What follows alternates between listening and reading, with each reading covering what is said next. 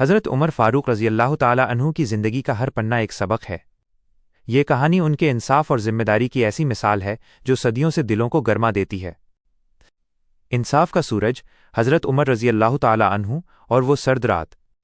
یہ بات اس دور کی ہے جب اسلام کی گونج پوری دنیا میں سنائی دے رہی تھی۔ حضرت عمر ابن الخطاب رضی اللہ تعالی عنہ، جو مسلمانوں کے دوسرے خلیفہ تھے، ایک بہت بڑی سلطنت کے مالک تھے۔ ان کا رعب ایسا تھا کہ دشمن بھی ان کے نام سے کانپتے تھے، لیکن ان کا دل اللہ کے خوف اور اپنی جنتا کی محبت سے بھرا ہوا تھا۔ آدھی رات کا پہرا، مدینہ کی ایک سرد رات تھی۔ جب پوری دنیا گہری نیند میں سو رہی ہوتی، حضرت عمر رضی اللہ تعالی عنہ اپنی نیند قربان کر دیتے تھے۔ ان کا یہ نیم تھا کہ وہ راتوں کو مدینہ کی گلیوں میں گھومتے تھے تاکہ جان سکیں کہ کوئی شخص بھوکا یا تکلیف میں تو نہیں ہے۔ اس رات بھی وہ اپنے سیوک اسلم کے ساتھ مدینہ سے کچھ دور نکلے۔ اچانک انہیں ریگستان کی طرف سے آگ جلتی دکھائی دی۔ حضرت عمر رضی اللہ تعالی عنہ نے کہا، تارانکن اسلم، دیکھو، لگتا ہے کوئی مسافر ہے جو رات کی ٹھنڈ میں پریشان ہے، چلو ان کی مدد کرتے ہیں۔ دل دہلا دینے والا منظر۔ جب وہ قریب پہنچے تو منظر کچھ اور ہی تھا۔ وہاں کوئی مسافر نہیں تھا، بلکہ ایک عورت اپنے چھوٹے چھوٹے بچوں کے ساتھ بیٹھی تھی۔ بچے بری طرح رو رہے تھے اور عورت نے چولہے پر ایک ہانڈی چڑھائی ہوئی تھی۔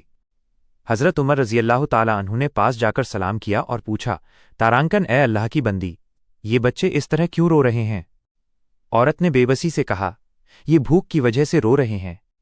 حضرت عمر رضی اللہ تعالی عنہ نے ہانڈی کی طرف اشارہ کرتے ہوئے پوچھا، لیکن اس ہانڈی میں تو کچھ پک رہا ہے، تم انہیں کھلا کیوں نہیں دیتی؟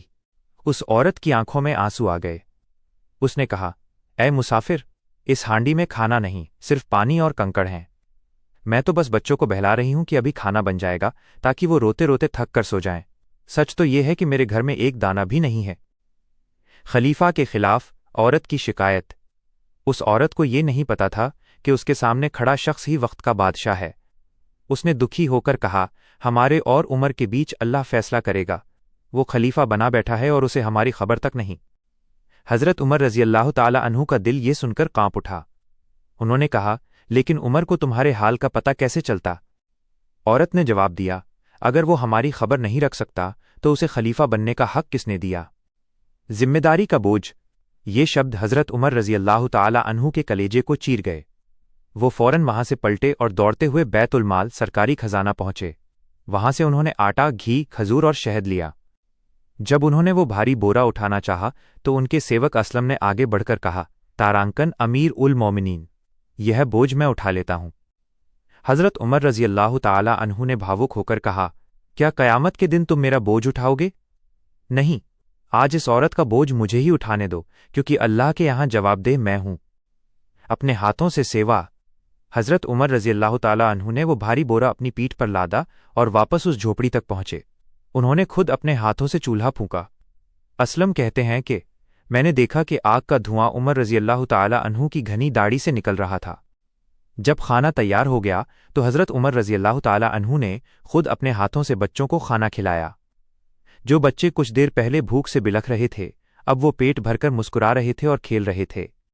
عورت بہت خوش ہوئی اور کہنے لگی، تارانکن، اللہ تمہیں اس کا پھل دے۔ سچ تو یہ ہے کہ عمر کی جگہ تمہیں خلیفہ ہونا چاہیے تھا۔ حضرت عمر رضی اللہ تعالی عنہ نے مسکرا کر کہا، تارانکن، اے نیک عورت، جب تم کل خلیفہ کے پاس جاؤ گی تو مجھے وہیں پاؤ گی۔ کہانی کی سیکھ۔ اگلے دن جب وہ عورت دربار میں پہنچی اور حضرت عمر رضی اللہ تعالی عنہ کو سنگھاسن پر دیکھا تو وہ ڈر سے کانپنے لگی، لیکن حضرت عمر رضی اللہ تعالی عنہ نے اس سے ونمرتا سے معافی مانگی اور اس پریوار کے لیے سرکاری خزانے سے تعمر مدد کا آدیش دیا۔ سیکھ۔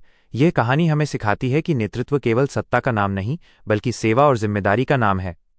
ایک سچا نیتا وہی ہے جو اپنی سکھ سویدھا چھوڑ کر اپنی جنتا کے دکھ درد کو اپنا سمجھے۔